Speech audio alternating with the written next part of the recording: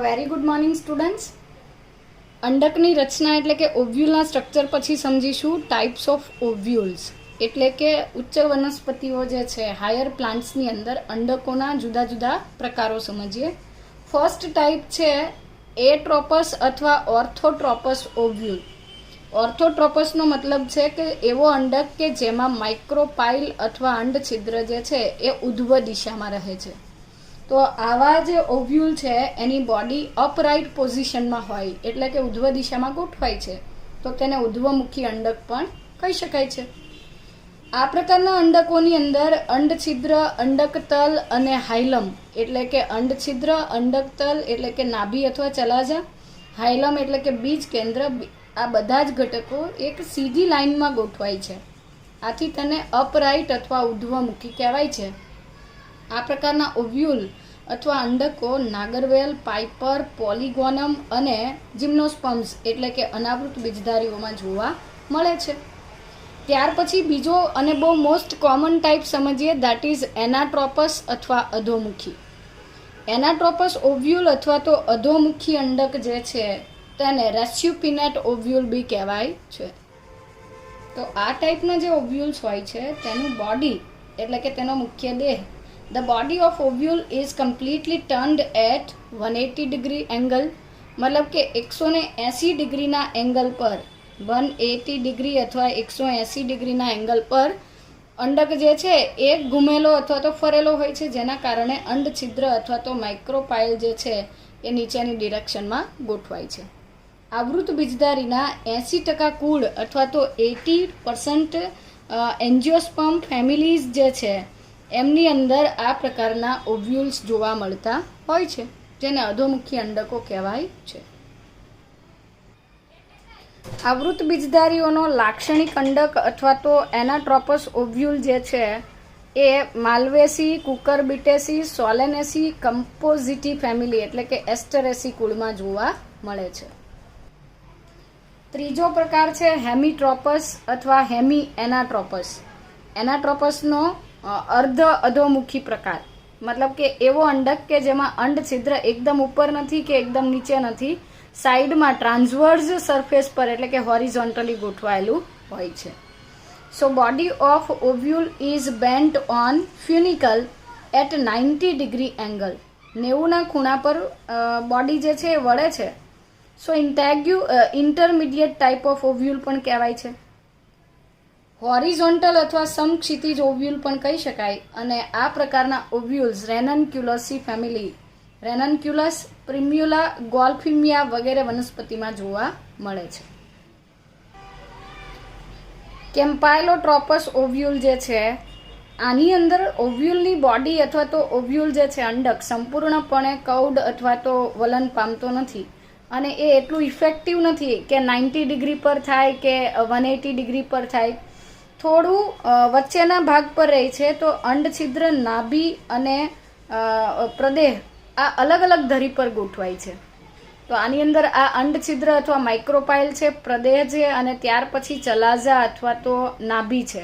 આ જુદા જુદા સમતલ પર અથવા જુદી જુદી ધરી પર ગોઠવાય છે. આ ટાઈપના ઓવ્યુલ લેગ્યુમિનોઝી કુળ, કઠોળ વર્ગની વનસ્પતિનું કુળ, ક્રુસીફેરી એટલે કે કેપ્સેલા અને કેપ્રિડેસી કુળના સભ્યોમાં જોવા મળે છે. પાંચમો પ્રકાર છે એમ્ફીટ્રોપસ ઓવ્યુલ.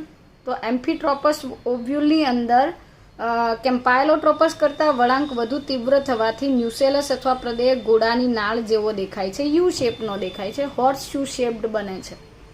અંડછિદ્ર બીજ કેન્દ્રની વધુ નજીક જાય છે, એટલે આ અંડછિદ્ર છે અને આ બીજ કેન્દ્ર છે તો આની વધારે નજીક જાય છે. આને અનુપ્રસ્થ ઓવ્યુલ પણ કહી શકાય અથવા ટ્રાન્સવર્સ ઓવ્યુલ કહી શકાય છે. અને આ પ્રકારના ઓવ્યુલ મિરાબિલિસ એટલે કે ગુલબાસ, લેમના, પોપી એટલે કે અફીણ, એલિઝમા અને બ્યુટોમેસી કુળના સભ્યોમાં જોવા મળે છે, જે જલીય વનસ્પતિઓ છે. ત્યાર પછી ઓવ્યુલનો બીજો એક પ્રકાર છે સર્સિનોટ્રોપસ ઓવ્યુલ. સર્સિનોટ્રોપસ ઓવ્યુલની અંદર અંડકનું જે દેહ છે, body of ovule is inverted at 360 degree. એટલે ઓવ્યુલ જે છે ખરેખર ઓર્થોટ્રોપસ હોય તો માઇક્રોપાઇલ અહીંયા હોય, પણ ઓવ્યુલ આખો વળીને ફરીને પાછો 360 ડિગ્રીનું વલણ દર્શાવે છે, એટલે માઇક્રોપાઇલ તો ઉધ્વ દિશામાં જ હોય છે, પરંતુ ઇન્ટેગ્યુમેન્ટ જે છે એ બાકીના ઘટકોને ઘેરે છે. So it is also termed as coiled ovule, એટલે કે તેને ગૂંચળામય ઓવ્યુલ પણ કહેવાય છે, ગૂંચળાદાર અંડક. કેક્ટેસી કુળની વનસ્પતિઓ જેવી કે ફાફડાથોર મતલબ કાંટાળી વનસ્પતિના ઓવ્યુલ સર્સિનોટ્રોપસ પ્રકારના હોય છે. તો આ થઈ ગયા અંડકોના પ્રકાર. હવે અંડકોમાં થતી મહત્વની પ્રક્રિયા સમજીએ, અને એ છે મેગાસ્પોરોજેનેસિસ, એટલે કે મહાબીજાણુ જનન.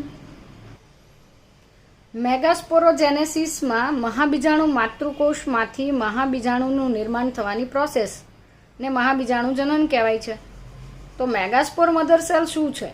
પહેલાં તો મેગાસ્પોર મધર સેલ સમજીએ કે અંડક જે છે, અંડકનો મોનોસ્પોરિક ડેવલપમેન્ટ આપણે સમજવાના છીએ. તો અંડકની અંદર આ અંડક આવરણો છે, અને અંડક આવરણથી આ ડિપ્લોઇડ સેલ્સ જે છે, દ્વિકીય કોષોનો ગાઢ રીતે ગોઠવાયેલો જથ્થો એટલે ન્યુસેલસ અથવા પ્રદેહ.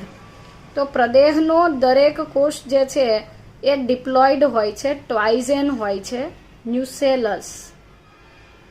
ન્યુસેલસના બધા જ કોષો દ્વિકીય હોય, પરંતુ આ માઇક્રોપાઇલ અથવા અંડછિદ્રની નજીકનો કોઈ એક કોષ જે છે, આ એક ધારો કે અહીંયા કોઈ એક કોષ છે કે જે એનલાર્જ થાય છે, લંબાઈ છે, આ રીતે લાંબો થાય છે, અને તે મહાબીજાણુ માતૃકોષ એટલે કે મેગાસ્પોર મધર સેલમાં કન્વર્ટ થાય છે. તો આ મહાબીજાણુ માતૃકોષમાંથી મહાબીજાણુનું નિર્માણ થતું હોય છે. અંડકમાં પ્રદેહના અંડછિદ્રીય પ્રદેશમાં સામાન્યતઃ એક મહાબીજાણુ માતૃકોષનું વિભેદન થાય છે.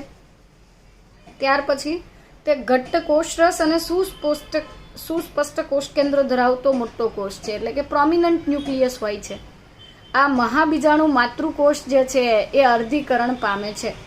તો આપણી ટેક્સ્ટબુકમાં સવાલ પૂછેલો છે કે મેગાસ્પોર મધર સેલનું અર્ધીકરણ શા માટે મહત્વનું છે? બિકોઝ મેગાસ્પોર મધર સેલ જો અર્ધીકરણ નહીં પામે તો તેમાંથી બનતો બીજાણુ જે છે ડિપ્લોઇડ બને, અને ત્યાર પછી તેમાંથી બનતો જન્યુ પણ ડિપ્લોઇડ બને. આ કારણે રંગસૂત્રોની સંખ્યા, ક્રોમોઝોમ નંબર્સ જળવાતો નથી. અર્ધીકરણના લીધે રંગસૂત્રોની સંખ્યા દરેક પેઢી દર પેઢી એક સરખી જળવાતી હોય છે. તો અર્ધીકરણના પરિણામે મેગાસ્પોર મધર સેલમાંથી અર્ધીકરણ થઈને 4 બીજાણુઓ, 4 હેપ્લોઇડ મેગાસ્પોર્સ બને છે, અને આ 4 હેપ્લોઇડ મેગાસ્પોર્સમાંથી મહાબીજાણુ જે છે, સક્રિય બીજાણુમાંથી માદાજન્યુજનકનો વિકાસ થાય છે. માદાજન્યુજનક અથવા ફિમેલ ગેમેટોફાઇટના ડેવલપમેન્ટ દરમિયાન મોટાભાગની સપુષ્પી વનસ્પતિમાં 4 પૈકીના 3 મહાબીજાણુ અવનત થાય છે, એટલે કે ધીરે ધીરે નાશ પામે છે, વિઘટન પામે છે, અને એક જ મહાબીજાણુ સક્રિય રહે છે. તો માત્ર એક સક્રિય મહાબીજાણુમાંથી આખું જે ભ્રૂણપુટ અથવા માદાજન્યુજનકનો વિકાસ થતો હોય છે. આમ એક જ મહાબીજાણુમાંથી ભ્રૂણપુટના નિર્માણની જે પદ્ધતિ છે તેને મોનોસ્પોરિક ડેવલપમેન્ટ અથવા તો મોનોસ્પોરિક એક બીજાણુક અંડક ભ્રૂણપુટ વિકાસ કહેવાય છે. તો એક જ જે મહાબીજાણુમાંથી ભ્રૂણપુટ બને તો મોનોસ્પોરિક, 2માંથી બને તો બાયોસ્પોરિક, અને 4માંથી બને તો ટેટ્રાસ્પોરિક. આ જુદા જુદા પ્રકારો જે છે એ ભારતીય વૈજ્ઞાનિક પંચાનન મહેશ્વરી દ્વારા આપવામાં આવેલા છે. ત્યાર પછી ક્વેશ્ચન પૂછ્યો છે કે પ્રદેહ, મેગાસ્પોર મધર સેલ, સક્રિય બીજાણુ અને માદા જન્યુજનકની પ્લોઇડી શું હશે? પ્રદેહ તો ડિપ્લોઇડ હોય એટલે કે દ્વિકીય હોય તો ટ્વાઇઝેન હશે. મેગાસ્પોર મધર સેલ પણ પ્રદેહનો જ કોષ છે, આર્કિસ્પોરિયલ સેલ, તો એ પણ ડિપ્લોઇડ હશે એટલે કે દ્વિકીય હશે. સક્રિય મહાબીજાણુ જે છે એ અર્ધીકરણથી બનેલો છે, તો એ એકકીય હોય છે, અને તેમાંથી સંભાજન થઈ માદાજન્યુજનક બનતો હોવાથી તેની પ્લોઇડી પણ હેપ્લોઇડ હોય છે, એટલે કે N હોય છે. રંગસૂત્રનું એક જ જૂથ જોવા મળે છે. ભ્રૂણપુટના નિર્માણની પ્રક્રિયા સમજીએ. ફોર્મેશન ઓફ એમ્બ્રિયો સેક. સક્રિય મહાબીજાણુનું કોષ કેન્દ્ર સંભાજન પામી 2 કોષ કેન્દ્ર સર્જે છે, અને તે વિરુદ્ધ ધ્રુવો બાજુ ગતિ કરે છે. આમ દ્વિકોષ કેન્દ્રીય ભ્રૂણપુટ બને છે. એટલે પહેલાં તો એક જ સક્રિય જે મહાબીજાણુ હતો તેની અંદરથી ડેવલપમેન્ટ થાય છે. તો ચાલો આપણે સમજીએ કે આ એક માઇક્રોપાઇલ અથવા તો અંડછિદ્રીય છેડો છે, આ અંડક આવરણો છે, અને અંડક આવરણથી ઘેરાયેલો આ જે પ્રદેહ છે આ પ્રદેહના ડિપ્લોઇડ સેલ્સ હતા, પણ તેની અંદર એક મેગાસ્પોર મધર સેલ બન્યો, જેણે અર્ધીકરણથી 4 એકકીય બીજાણુ બનાવ્યા, જેમાંથી 3 અવનત થયા અને એક સક્રિય રહ્યો. તો સક્રિય રહેલો એક જે મહાબીજાણુ છે, મેગાસ્પોર જે છે, તેનું હેપ્લોઇડ ન્યુક્લિયસ પહેલું સંભાજન કરે અને આ નવા સર્જાયેલા કોષ કેન્દ્રો વિરુદ્ધ ધ્રુવો તરફ ગતિ કરે છે. યાદ રાખજો કે અહીંયા પહેલાં તો મુક્ત કોષ કેન્દ્રીય વિભાજન થશે, એટલે કે પહેલાં કોષ કેન્દ્રનું વિભાજન થાય અને બાદમાં લાસ્ટમાં એક સાથે કોષરસ વિભાજન થશે. તો આ વિભાજન પછી ઉપરના ધ્રુવ પર ગયેલો આ કોષ કેન્દ્ર ફરીથી સમસૂત્રી વિભાજન કરી અને 2ના બદલે 4 કોષ કેન્દ્ર બનાવે છે. ત્યાર પછી વધારે ડિટેલમાં સમજીએ તો આ 4 કોષ કેન્દ્રો ફરીથી વિભાજન પામી અને બંને છેડા પર 4 કોષ કેન્દ્ર સર્જે છે અને આ 4 કોષ કેન્દ્ર એટલે કે ટોટલ 8 થઈ ગયા. તો આ પહેલું સંભાજન હતું, આ બીજું સંભાજન છે, આ ત્રીજું માઇટોસિસ છે. લાસ્ટમાં એવું થશે કે હવે કોષરસ વિભાજન થાય છે, પરંતુ આ દરમિયાન 2 કોષ કેન્દ્ર કોષના મધ્યમાં આવી જાય છે અને એ કોષરસ વિભાજન દરમિયાન એક માદાજન્યુ બને છે, અંડક જેને કહેવાય, જે નાભી તરફ જે માઇક્રોપાઇલ અથવા તો અંડ છિદ્ર તરફના છેડે બનતું હોય છે. તો આ થઈ ગયો અંડ છિદ્ર તરફનો છેડો અથવા તો માઇક્રોપાઇલર એન્ડ. આ અંડકોષ છે અથવા તો ફિમેલ ગેમેટ છે, માદાજન્યુ છે. માદાજન્યુની નજીકમાં 2 એકકીય કોષો ગોઠવાય છે, જેને સહાયક કોષો કહેવાય, સિનર્જિડ્સ કહેવાય છે, સહાયક કોષો અથવા સિનર્જિડ્સ. તો એક માદાજન્યુ અને 2 સિનર્જિડ અથવા સહાયક કોષો જે છે એનાથી બનતા 3 કોષોની રચના જે છે આને આપણે કહીશું અંડ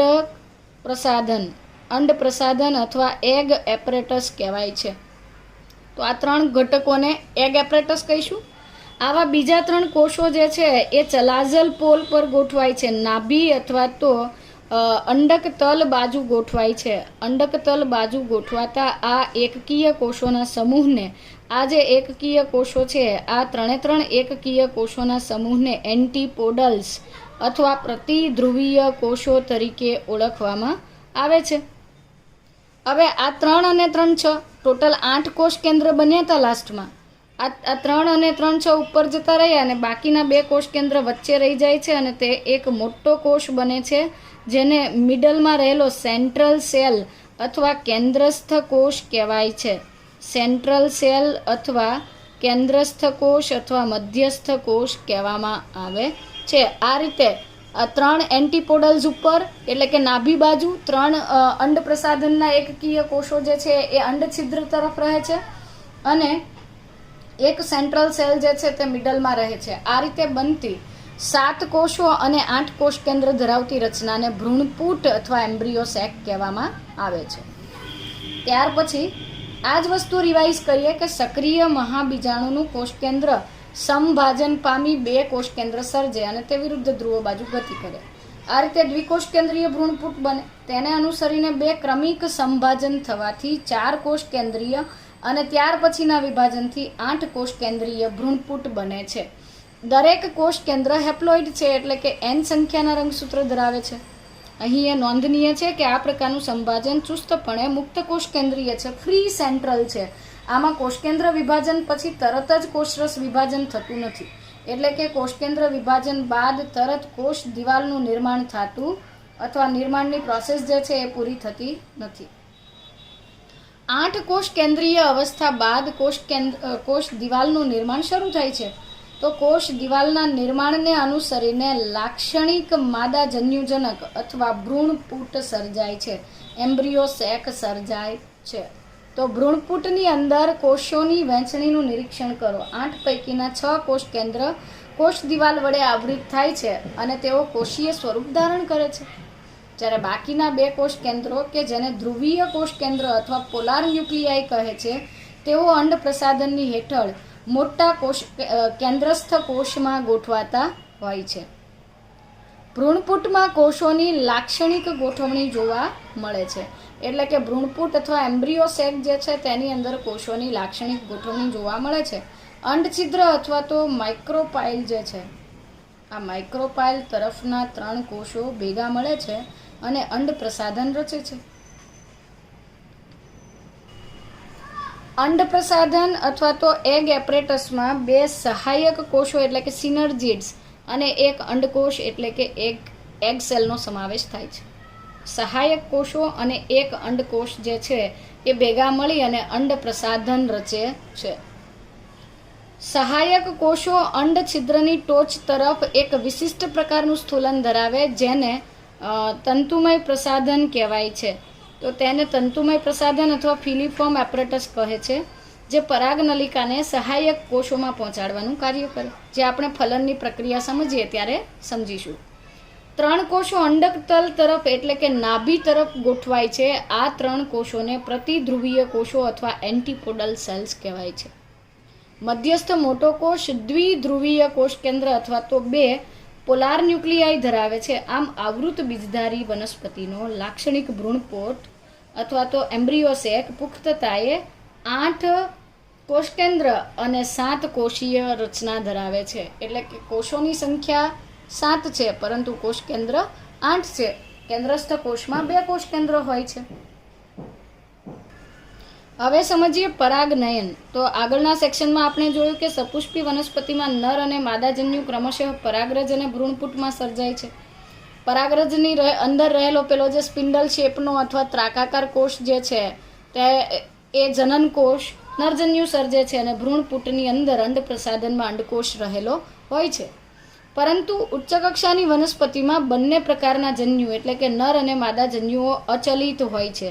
તેથી ફલન માટે તેઓને સાથે લાવવા અથવા એકબીજાની નજીક લાવવા જરૂરી છે. તો આ પ્રક્રિયા કેવી રીતે થાય છે? આ પ્રક્રિયા માટે પહેલાં તો પરાગનયન થાય અને ત્યાર પછી પરાગ નલિકાનો વિકાસ થાય. નલિકાની મદદથી જન્યુ નજીક આવતા હોવાથી આ કન્ડિશનને સિફેનોગેમી કહેવાય છે અને આ સિફોનોગેમી ધરાવતી વનસ્પતિઓને સિફોનોગેમસ પ્લાન્ટ્સ કહેવાય છે. પરાગનયન અથવા પોલિનેશન આ હેતુ સિદ્ધ કરતી એક પ્રક્રિયા છે, એટલે કે નર અને માદા જન્યુને નજીક લાવતી પ્રોસેસ છે. પરાગરજ પરાગાશયમાંથી મુક્ત થાય છે અને સ્ત્રીકેસરના પરાગાસન પર સ્થળાંતરિત કરવાની જે ક્રિયા છે તેને પોલિનેશન અથવા પરાગનયન કહેવાય છે. તો સ્પષ્ટપણે પરાગનયનની વ્યાખ્યા એવી કરી શકાય કે વનસ્પતિના પુંકેસરના પરાગાશયમાંથી મુક્ત થતી પરાગરજનું સ્ત્રીકેસરના પરાગાસન પર સ્થાપિત થવાની ઘટના. પરાગનયનની ક્રિયા માટે સપુષ્પી વનસ્પતિમાં અદ્ભુત અનુકૂલનો કેળવાયેલા હોય છે. પરાગનયન માટે તેઓ બાહ્ય વાહકોનો ઉપયોગ કરે છે, પોલિનેટર્સ જેને કહેવાય, પરાગવાહકો. તો આપણી ટેક્સ્ટબુકમાં એવું કહ્યું છે કે શું આવા વાહકોની આપણે યાદી બનાવી શકીએ? ઓફકોર્સ બનાવી શકાય. જેમ કે બ્રીફલી કહીએ તો પવન, કીટકો, સસ્તનો, પક્ષીઓ, પાણી વગેરે પરાગનયન કરતા ઘટકો ગણાય છે. તો પરાગનયનના વિવિધ પ્રકારોની વાત કરીએ. ઓટોગેમી, ગૈટનોગેમી અને ઝેનોગેમી. સ્વફલન, ગૈટનોગેમી અથવા ગૈટેનોગેમી અને પરવશતા. પહેલાં સમજીએ ઓટોગેમી અથવા તો સ્વફલન શું છે. સ્વફલન અથવા ઓટોગેમી આ એક પ્રકારનું પરાગનયન છે કે જેમાં એ જ પુષ્પમાં પરાગનયન થાય છે. એટલે કે એક જ પુષ્પની પરાગરજ એ જ પુષ્પના પરાગાસન પર સ્થળાંતરિત થાય છે. સામાન્યતઃ પુષ્પના ખીલવા સાથે પરાગાશય અને પરાગાસન ખુલ્લા થવાથી પરાગનયન થતું હોય એવું ભાગ્યે જ થતું હોય. એટલે કે જે ખીલતા પુષ્પો છે એ ખીલવાથી એકસાથે પરાગાશય અને પરાગ આસન બંને સાથે પરિપક્વ થાય એવું બહુ રેરલી જોવા મળે છે. તો આવા પુષ્પોમાં સ્વફલન માટે પરાગરજની મુક્તિ અને પરાગ આસનની ગ્રાહ્યતામાં તાલમેલ સાધવો જરૂરી છે. એટલે શું? જે સમયે પુષ્પની અંદર પરાગરજ મુક્ત થાય ત્યાર પછી આપણે જાણીએ છીએ કે અમુક વનસ્પતિ તો એવી છે કે જેમાં પરાગરજ ફક્ત અડધો કલાક કે 20 મિનિટ જેટલું આયુષ્ય ધરાવતી હોય. તો એ જ સમયે પરાગાસન પણ ગ્રહણશીલ હોવું જોઈએ, એટલે કે પરાગરજને સ્વીકારવા માટે પરિપક્વ હોવું જોઈએ. જો બંને સાથે પરિપક્વ થાય છે તો પછી ફલન થઈ શકે. બીજું એ પણ જરૂરી છે કે પરાગાસન અને પરાગાશય, પરાગાશય એટલે કે પરાગરજ ઉત્પન્ન કરતો ઘટક અને પરાગાસન એટલે કે સ્ત્રીકેસરનો ટોચનો ભાગ, આ બંને એકબીજાની નિકટતમ હોવા જોઈએ, જેથી સ્વપરાગનયન થઈ શકે. કેટલીક વનસ્પતિ જેવી કે વાયોલા એટલે કે કોમન પેન્ઝી, અબુટી એટલે ઓક્ઝેલિસ અને કોમેલિના, આ 3 વનસ્પતિ એવી છે કે જેમાં સ્વફલન શક્ય છે. આની અંદર 2 પ્રકારના પુષ્પો સર્જાય છે. એક તો સામાન્ય પુષ્પો કે જે હવામાં ખીલતા અને આકર્ષક રંગ દેખાવ ધરાવતા પુષ્પો, અને બીજા છે સંવૃત પુષ્પો. તો કેઝમોગેમસ ફ્લાવર્સ અથવા હવાઈ પુષ્પો જે છે કે જે અન્ય જાતિમાં જોવા મળતા પુષ્પો જેવા જ હોય છે, જેમના પરાગાશય અને પુષ્પાસન કેવા હોય છે, ખુલ્લા હોય છે. કોમેલિના, વાયોલા અને ઓક્ઝેલિસમાં જોવા મળતા બીજો પ્રકારના પુષ્પો છે સંવૃત પુષ્પો અથવા ક્લેસ્ટોગેમસ ફ્લાવર્સ, કે જે ક્યારેય ખીલતા નથી. આવા પુષ્પોમાં પરાગાશય અને પરાગાસન એટલે કે સ્ટિગ્મા અને એન્થર એકબીજાની ખૂબ નજીક ગોઠવાય છે. જ્યારે પુષ્પકલિકામાં પરાગાશયનું સ્ફોટન થાય ત્યારે પરાગરજ પરાગનયન માટે પરાગાસનના સંપર્કમાં આવે છે. મતલબ કે પુષ્પ કળી અવસ્થામાં હોય ત્યારે જ ફલન થઈ જાય છે, પુષ્પ ખીલતા નથી. પરાગાશયનું સ્ફોટન થાય અને મુક્ત થયેલી પરાગરજ પરાગાસન પર સ્થાપિત થાય તો સ્ટિગ્મા પર પોલન ગ્રેન્સ અટેચ થઈ જાય છે. આમ સંવૃત પુષ્પોમાં સ્પષ્ટપણે સ્વફલન જોવા મળે છે, કારણ કે પરપરાગરજની પરાગાસન પર સ્થાપિત થવાની કોઈ તક હોતી નથી.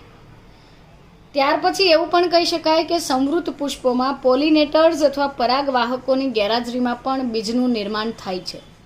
શું તમે કહી શકો કે સંવૃત પુષ્પતા વનસ્પતિ માટે લાભદાયક છે કે હાનિકારક છે? અને જો તમે એવું કહી શકો તો શા માટે? સીધી વાત છે, સંવૃત પુષ્પતા વનસ્પતિમાં સ્વફલન પ્રેરે છે, તો એ બેનિફિશિયલ છે કે એમાં પરાગરજના વહન માટે કોઈ પણ પ્રકારના પરાગવાહકોની જરૂર પડતી નથી. પણ ગેરફાયદો એ પણ છે કે સંવૃત પુષ્પતાથી સર્જાતા બીજ જે છે એના વડે સર્જાતી સંતતિ પિતૃ કરતાં જુદા લક્ષણો બહુ ઓછા ધરાવે છે. તો ભિન્નતાની દ્રષ્ટિએ અથવા ઉદ્વિકાસની દ્રષ્ટિએ સંવૃત પુષ્પતા જે છે એ હાનિકારક છે. તો આ થઈ ગયું સ્વફલન. ત્યાર પછી બીજો પ્રકાર સમજીએ ગૈટેનોગેમી. ગૈટેનોગેમી જે છે તેમાં શું થાય? પરાગાશયમાંની પરાગરજનું એ જ વનસ્પતિના અન્ય પુષ્પ પર સ્થાપિત થાય છે. એટલે કે એક પુષ્પના પરાગાશયમાંથી મુક્ત થતી પરાગરજ એ જ વનસ્પતિના પરંતુ બીજા પુષ્પના પરાગાસન પર સ્થાપિત થાય. આ ક્રિયાને ગાઇટેનોગેમી અથવા ગૈટેનોગેમી કહેવામાં આવે છે. જો કે ગૈટેનોગેમી કાર્યાત્મક રીતે પરાગનયન છે, જેમાં પરાગવાહકો ભાગ લેતા હોય છે, એટલે કે પોલિનેટર્સનો ઉપયોગ થતો હોય છે. જનીનિક દ્રષ્ટિએ તે સ્વફલન સાથે સમાનતા ધરાવે છે, કારણ કે પરાગરજ એ જ વનસ્પતિ પરથી આવે. એટલે આમાં નવા જનીન પ્રકાર અસ્તિત્વમાં આવે એવું બહુ ઓછું થતું હોય, પણ એવું આબેહૂબ પ્રતિકૃતિ નથી બનતી, બિકોઝ આમાં પણ ગેમેટોજેનેસિસ થાય, જન્યુનું નિર્માણ થાય, અને એ સમયે અર્ધીકરણ દરમિયાન વ્યતિકરણ તો થાય જ છે. તો આમાં પણ જુદા પ્રકાર તો અસ્તિત્વમાં આવે જ છે, પરંતુ એટલા બધા જુદા હોતા નથી. દાખલા તરીકે એક સદની વનસ્પતિમાં ગૈટેનોગેમી થઈ શકે, જેમ કે મકાઈ. ત્રીજો પ્રકાર છે પરવશ અથવા ઝીનોગેમી અથવા ઝેનોગેમી. તો એક પુષ્પના પરાગાશયમાંથી મુક્ત થતી પરાગરજનું કોઈ બીજી વનસ્પતિ એ જ જાતિની પરંતુ અન્ય વનસ્પતિના પરાગાસન પર સ્થાપિત થવાની ઘટના.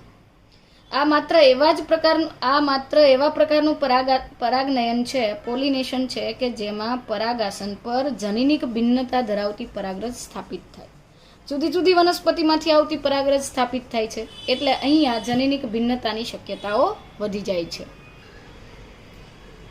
પરાગનયન માટેના વાહકો અથવા એજન્ટ્સની વાત કરીએ, એજન્ટ્સ ઓફ પોલિનેશન, તો પરપરાગનયન દર્શાવતી વનસ્પતિ 2 પ્રકારના વાહકો ધરાવે છે. આ પરાગવાહકો જૈવિક કે અજૈવિક હોઈ શકે. અજૈવિક વાહકોમાં પવન અને પાણી વડે પરાગનયન થતું હોય, જ્યારે જૈવિક ઘટકોમાં પ્રાણીઓનો સમાવેશ થાય, જેમાં પક્ષીઓ, કીટકો, મૃદુકાય, ઇવન સસ્તન વર્ગના પ્રાણીઓ પણ પરાગનયનમાં ભાગ લેતા પરાગનયનની ક્રિયાને સપોર્ટ કરે છે. મોટાભાગની વનસ્પતિઓ પરાગનયન માટે જૈવિક વાહકોનો ઉપયોગ કરે છે.